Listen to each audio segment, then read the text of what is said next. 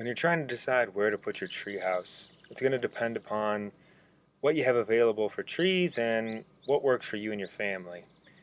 For us, we didn't want to put it in the middle of the yard. We had a couple of nice trees, but we already had some play structures in the yard, and we didn't want the treehouse to obstruct our view um, from the house of the yard.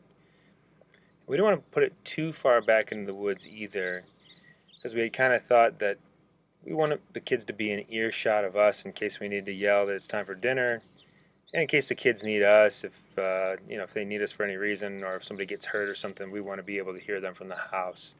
So we decided to put it right in the tree line. And we found these two trees that look good, and they're big enough around. They're about the right distance from each other.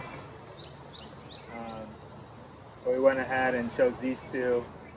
We cleared out the area down on the ground, and we went up straight at a level line between the two to kind of get some measurements off of. And we are about ready to decide what we want this treehouse to look like and start construction. We started by getting some basic measurements, the distance between the trees at a level point, and the circumference around the two trees.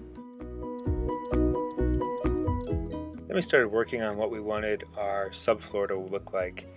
We started with an idea where there were two primary beams and then secondary beams running perpendicular, and then the joists running parallel to the original primary beams, but we thought this put too much pressure on the ends of the primary beams.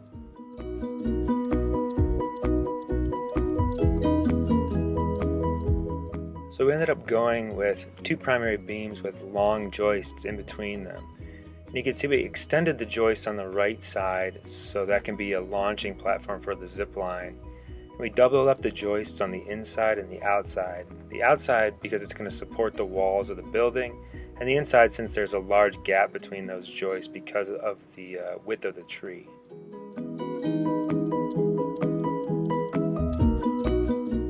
This is our primary support structure. It's called a tri-beam or a yoke, or a primary beam with two 45-degree angle braces.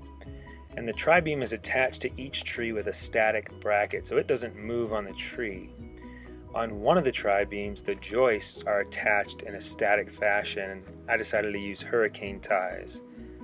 On the other tri-beam, though, the joists are allowed to just kind of float on the tri-beam.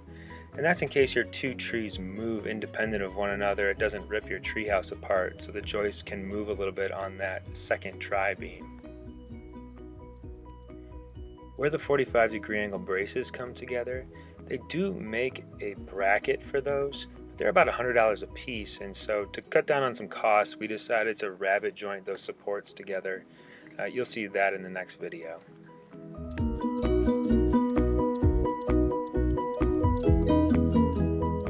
We're going to notch the primary beam to put the support beams into it so it's a little more sturdy. There's a really good video the Treehouse Supplies has that kind of outlines some of the measurements and the principles behind this.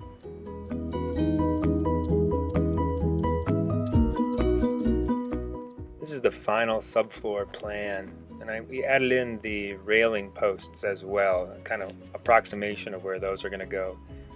You can see we added some blocking in those two locations across the width of the platform, and that's because that's where the walls of the treehouse are going to go, so that just provides a little bit more support for the joists in those locations.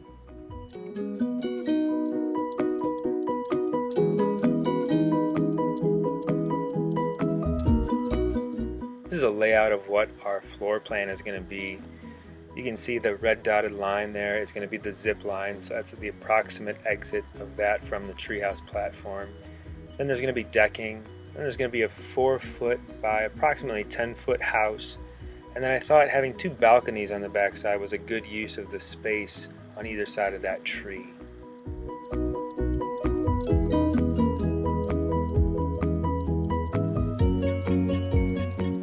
There's a basic diagram of the front and back wall. Front wall is going to be about 8 foot tall, and it's going to have a window and a door. And then the back wall is going to be 6 foot tall and have 2 doors that are going to lead out onto those balconies.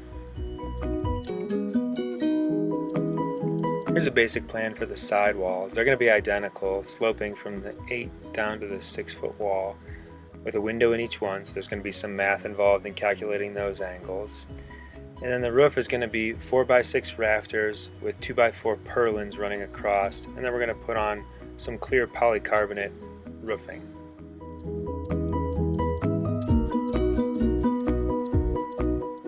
Being 8 feet up in the air, you definitely don't want to forget the railings. This is a pretty standard design with 2x2 balusters. Don't forget to keep a supply list so you know what to buy and don't have to make 10 trips to the store. With a basic plan in place, it's time to start making the vision a reality.